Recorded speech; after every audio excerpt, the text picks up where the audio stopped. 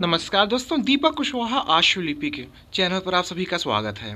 और आज के इस वीडियो में बात करूंगा उत्तर प्रदेश अधीनस्थ सेवा चयन आयोग की भर्ती कनिष्ठ सहायक और आशुलिपिक के बारे में। और उसमें ये कि जो मतलब कि कनिष्ठ सहायक की भर्ती 5000 कुछ पदों पर थी और इसी तरीके आशुलिपिक पद की भर्ती आई थी 300 कुछ पदों पर। तो इसकी संभावित परीक्षा मतलब कब तक हो जाएगी, इसके बारे में जानकारी देनी है।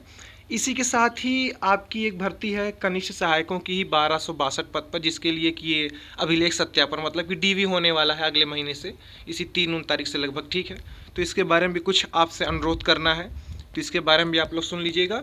और एक अलग से जानकारी है कि अपने उत्तर प्रदेश में ऐसी जितनी भर्तियां हैं जिनमें ओ लेवल मांगा जाता है, तो अगर आपके पास ओ लेवल का प्रमाण पत्र नहीं है तो आपके पास ऐसे कौन कौन से कंप्यूटर के प्रमाण पत्र हों, ठीक है, मान्यता प्राप्त संस्थान से, ताकि आप उसके लिए योग्य हों और आप किसी भर्ती परीक्षा के लिए आवेदन कर सकते हैं। जैसे कि अभी आपकी भर्ती आने वाली है एसआई स्टेनो, एसआई क्लर्क, या फिर आई भी हुई है, ठीक है, तो आपके पास ये चीज़ें रहेंगी तो ही आप ओ लेवल के समकक्ष माने जाएंगे। तो इन सभी जानकारी के लिए आप लोग वीडियो को पूरी ज़रूर देखिएगा। और जिन भी लोगों ने अभी तक चैनल को सब्सक्राइब नहीं किया है तो पहले से सभी जन चैनल को सब्सक्राइब जरूर कर लें, कहा से कि ज़्यादा ज़रूरी है, ठीक। वीडियो में आगे बढ़ने से पहले आप सभी के लिए एक अहम जानकारी है। टेक्स्ट बुक के ऑफ़र का आज आखिरी दिन है एंड ऑफ सीजन सेल का, जिसमें ये बेहद कम दाम में आप किसी भी भर्ती परीक्षा की तैयारी कर रहे हो तो उसके लिए टेस्ट यहाँ से लगा सकते हैं, ठीक है। जो कि आज आखिरी दिन है इनका, तो मात्र 307 रुपये में साल भर के लिए आपको किसी भी भर्ती परीक्षा के टेस्ट के लिए यहाँ से एक्सेस मिल जाएगा, ठीक है। अगर फिर भी आपको कुछ अतिरिक्त छूट चाहिए तो ये आपकी स्क्रीन पर मेरा एक कूपन कोड है, ठीक है, DKS कैपिटल लेटर में है। इस कूपन कोड का इस्तेमाल करिएगा तो आपको इसमें 12% तक की और छूट मिल जाएगी, ठीक है। या फिर नीचे कमेंट में और डिस्क्रिप्शन में एक लिंक दिया हुआ है, आप उस लिंक के जरिए इनके ऐप पर जाएंगे तो डायरेक्ट ये उस पर अलाउ हो जाएगा कूपन, ठीक है, आपको अलग से नहीं डालना पड़ेगा। फिर भी अगर आप अलग से डालना चाहते हैं तो डाल सकते हैं। तो DKS इसको लिखिएगा, आपको इसमें और छूट मिल जाएगी, ठीक है। अब टेक्स्ट बुक की खासियत ये है कि आप किसी भी भर्ती परीक्षा की तैयारी करते हो, जैसे मैं उत्तर प्रदेश की बात कर लूँ, चाहे यहाँ की UPPSC RO PCS या फिर UP SSS की स्टेनोग्राफर जूनियर असिस्टेंट, या फिर पुलिस की कोई भी भर्ती परीक्षा हो, ठीक है, चाहे SI हो, SI स्टेनो, ASI क्लर्क, जो भी हाल फिलहाल में आपकी आने वाली, ठीक है, या फिर उधर केंद्र की बात कर लें SSC, बैंक, रेलवे वगैरह, तो तमाम तरीके की भर्ती परीक्षाओं के लिए यहाँ पर आप टेस्ट दे सकते हैं, ठीक है। और सबसे खास बात, चाहे जैसे कि परीक्षा का पाठ्यक्रम है, आप पूरा पेपर वाइज यहाँ टेस्ट दीजिए, या फिर एक अलग अलग विषयवार, जैसे विज्ञान का अलग टेस्ट दीजिए, मैथ का अलग दीजिए, इंग्लिश का अलग, हिंदी का अलग, तो आप ऐसे खंडवार भी टेस्ट दे सकते हैं। या तो पूरी हूबहू परीक्षा के तरीके, या फिर जो जो आपने तैयारी कर ली हो उस हिसाब से चैप्टर वाइज आप यहाँ से टेस्ट दे सकते हैं, ठीक। तो आप लोग टेक्स्ट बुक के साथ जुड़िए और शानदार तरीके से यहाँ से टेस्ट लगाइए, ताकि खुद का आप आकलन कर सकें कि हाँ आपकी तैयारी कितनी बेहतर तरीके से चल रही है, ठीक। तो नीचे कमेंट में और डिस्क्रिप्शन में इसका लिंक है, आप उस पर क्लिक करके इनकर ऐप पर जाइए और धुआंधार तरीके से टेस्ट दीजिए, ठीक है। तो अब आइए आता हूँ अपने असली वीडियो पर। और सबसे पहले मैं बात करूँगा ये कनिष्ठ सहायक यानी कि जूनियर असिस्टेंट 1262 पद पर, जिसकी कि ये DV होने वाली है इसी संभवतः 3 अप्रैल से ही। तो देखिए इसमें यह है कि आप में से बहुत से ऐसे लोग हैं जो कहीं ना कहीं किसी न किसी पद पर चयनित हैं, या फिर हाल फिलहाल में उनका कहीं ना कहीं चयन हुआ है, ठीक है। जैसे कि अभी सिपाही भर्ती आपकी हुई है, या इसके पहले भी कुछ भर्तियां हुई हैं, तो आपका चयन उसमें हो चुका है, या फिर आप उस पड़ाव पर हैं कि हाँ अभी आपका कुछ हाल फिलहाल में चयन होने वाला है, ठीक है। तो ऐसे बहुत से लोग हैं जो या तो कहीं नौकरी भी कर रहे हैं और वो इस कनिष्ठ सहायक पद के लिए यानी कि UP SSS जूनियर असिस्टेंट का जो 1262 पद है, इसमें भी वो DV के लिए चयनित है। तो देखो, अब नौकरी तो आप एक ही कर पाओगे, तो क्यों ना कुछ ऐसा करो कि आपको तो नौकरी मिल ही चुकी है, तो आप दूसरों को भी कुछ लाभ दो कि आपका भी जो छोटा है, बड़ा भाई बहन कोई भी हो, तो उसको भी मतलब कि बेरोजगारी के जो दाग लगा हुआ है वो हट सके। तो आप सभी से यही गुजारिश है कि आप लोग अगर पहले से कहीं चयनित हैं या अभी हाल फिलहाल में कहीं चयन पा चुके हैं और इस DV के लिए भी आप लोग योग्य हैं, तो इस पद को छोड़ दें, ताकि अब ये और कोई आपके जो भाई बहन हो उनके काम आ सके, ठीक है, ताकि वो भी अब बेरोजगारी से एक कदम आगे बढ़ सके, वो भी रोजगार पा सके, तो ठीक है। तो अगर आप लोग कहीं चयनित हैं तो DV स्क्रिप्ट जरूर करिएगा, और अपने किसी भी दोस्त यार को जिसको आप जानते हो कि हाँ वो पहले से कहीं चयनित है, ठीक है, तो उसको भी रोकिए कि यार ठीक है, एक नौकरी तो पा ही चुके हो, तो अब दोबारा किसी और को मौका दो, क्योंकि एक बार में देखो एक ही नौकरी पाओगे, ठीक है। तो यही सारी चीज़ें हैं, तो आप लोग थोड़ा सजग रहिए। आप किसी के साथ अच्छा करोगे तो आपके भी साथ अच्छा ही होगा।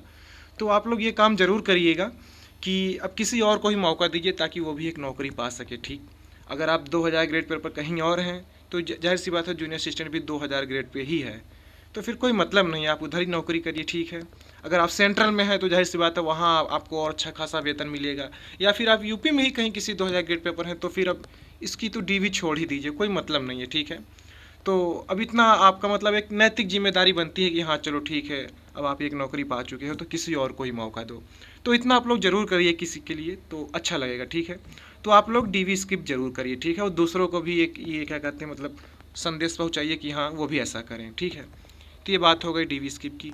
अब बात कर लेता हूँ जूनियर असिस्टेंट 5000 पदों पर, और ये स्टेनोग्राफर 333 जो पद पर भर्ती थी। इसके लिए ये है कि आप मान के चलिए कि मई और जून में आपकी परीक्षा हो जाएगी। स्टेनो और ये जूनियर असिस्टेंट दोनों ही पदों के लिए बात कर रहा हूँ। अब किसकी पहले किसकी बाद में ये क्रम तो नहीं बता सकता, पर हाँ ये है कि मई जून में आपकी परीक्षाएं हो जाएंगी। अभी हाल फिलहाल कुछ दिनों में आपको वेबसाइट पर इसके जरिए एक विज्ञप्ति जारी करके जानकारी भी दे दी जाएगी। तो जूनियर असिस्टेंट 5000 पदों पर और ये स्टेनोग्राफर 333 पदों पर ये परीक्षा आपकी मई या जून में हो जाएगी। ठीक है, तो इसके लिए आप लोग अभी से तैयारी करते रहिए। अपना कंप्यूटर हो गया, हिंदी हो गया, जीके हो गया, अच्छे से पकड़ बना कर रखिए, क्योंकि अधीनस्थ का कंप्यूटर बड़ा खतरनाक आ रहा है। ठीक है, तो इसको आप लोग अच्छे से पढ़ते रहिए, परीक्षा आपकी जल्दी हो जाएगी, अब ज़्यादा समय नहीं है। ठीक है, तो ये जानकारी हो गई। अब बात कर लेते हैं कि अपने उत्तर प्रदेश में ये है कि जिन लोगों के पास ओ लेवल नहीं है, तो ऐसा कौन सा कंप्यूटर का प्रमाण पत्र हो कि वो उस भर्ती के लिए योग्य माने जाएं। अभी कल और कल परसों के एक वीडियो में आपको ये बताया था ना कि एसआई स्टेनो एसआई क्लर्क की नई भर्ती आने वाली है, और पिछली भर्ती भी आई हुई है। तो अब फिर मान लो आगे कल को फिर आने वाली हो, तो देखो आने वाली जो है मतलब कि इस एसआई स्टेनो एसआई क्लर्क को छोड़ दो जो अभी 1 2 3 4 महीनों में आने वाली है। ठीक है, या फिर इस साल 6 महीने तक में कोई आने वाली है। तो इसके लिए यही है कि आप लोग अभी से ओ लेवल कर लो, पहले सुनते जाओ आप लोग जो मैं कह रहा हूँ। जिसके लिए अगर 1 2 महीने का मौका है तब तो कोई दिक्कत ही नहीं, फिर आप लोग इसके बारे में मत सोचो। ठीक है, लेकिन जिसके पास अभी भरपूर समय है, या उनकी भी उम्र नहीं हुई है, या फिर उनका भी स्नातक वगैरह चल ही रहा है, या फिर समय है, ठीक है, या फिर जो भी से मतलब किया है कि चलो ओ लेवल करना सही है, तो आप लोग ओ लेवल कर लो। जिसके पास नहीं है, क्योंकि पहले से आसान हो चुका ओ लेवल, अब इसमें कुछ लिखना नहीं है, लिखने एक तामझाम नहीं है। सभी प्रश्न पत्र बहुविकल्पी हो गए हैं, तो यूट्यूब पर सर्च कर लो कि क्या कुछ कैसे पाठ्यक्रम है, कुछ नियम है इसका कि ऐसे ऐसे होना चाहिए, तो आप लोग उसको समझो। तो आप लोग ओ लेवल ज़रूर कर लो। अब मुझे अच्छे से ध्यान है कि मैं पिछले 2 3 वर्षों से आपको इस पर जोर दे रहा हूँ कि हाँ जिनके पास ट्रिपल-सी ना हो तो कर लो, समकक्ष के चक्कर मत पड़ो। मतलब जिनके पास ना हो, कोई रास्ता तो मैं बता रहा हूँ, तो ट्रिपल-सी भी कर लो, वो भी आसान ही है। ठीक है, आसान क्या मतलब पढ़ोगे तभी आसान है। ठीक है, वरना इससे तो नहीं। तो ट्रिपल-सी ना हो जिनके पास, वो भी कर ही लीजिए, और ओ लेवल पूरी कोशिश करो कर लो आप लोग। ठीक है, अब बात कर लेता हूँ कि समकक्ष का, जिसके पास नहीं है या इतना समय अब नहीं है कि हाँ ओ लेवल आप कर सको।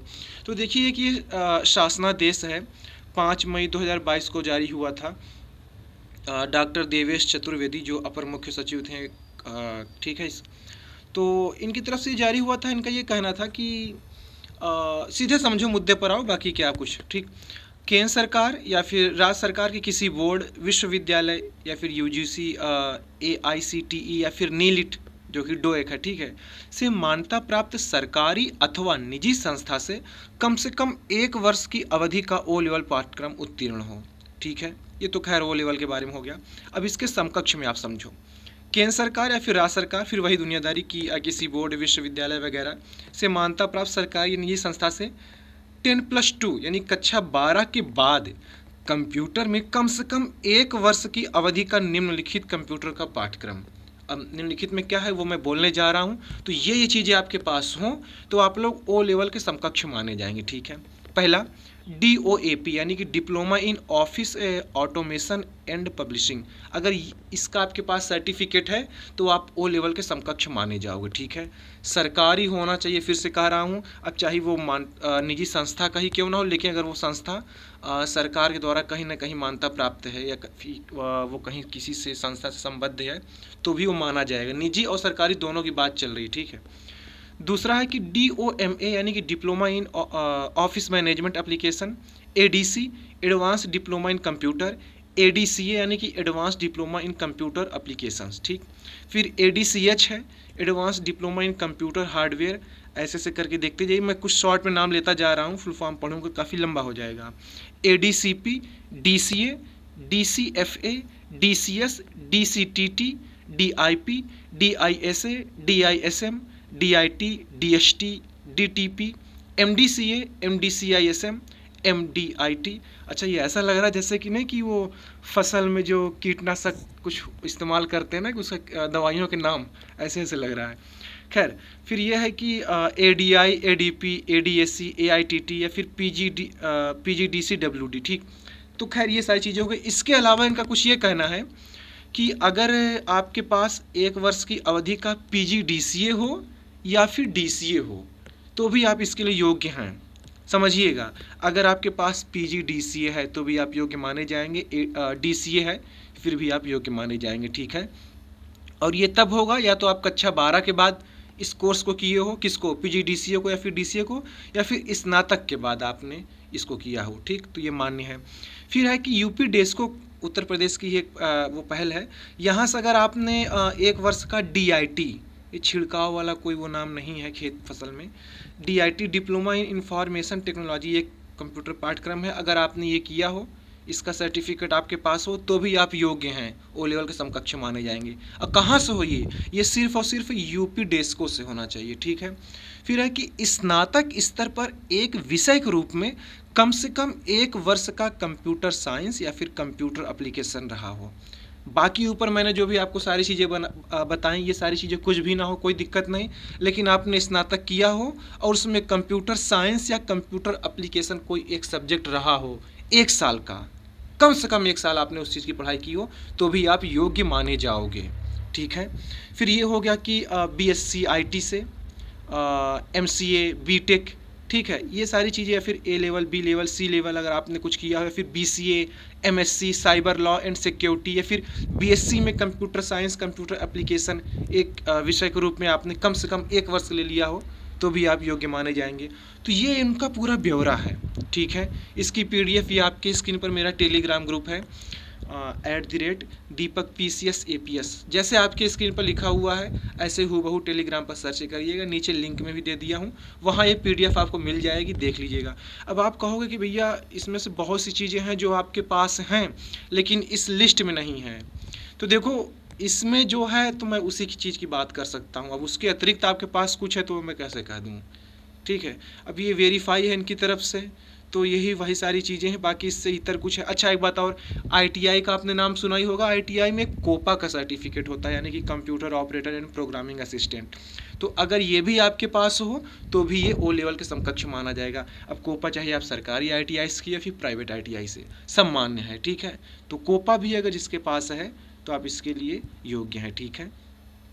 और बस ये सारी चीज़ें हैं, बाकी कुछ चीज़ें ना समझ में आए तो अब यही है कि आप उस संबंधित विभाग के ईमेल पर या हेल्पलाइन पर उनसे आप बात करिए कि मेरे पास ये ऐसी चीज़ें हैं, क्या ये मान्य है या नहीं, ठीक है।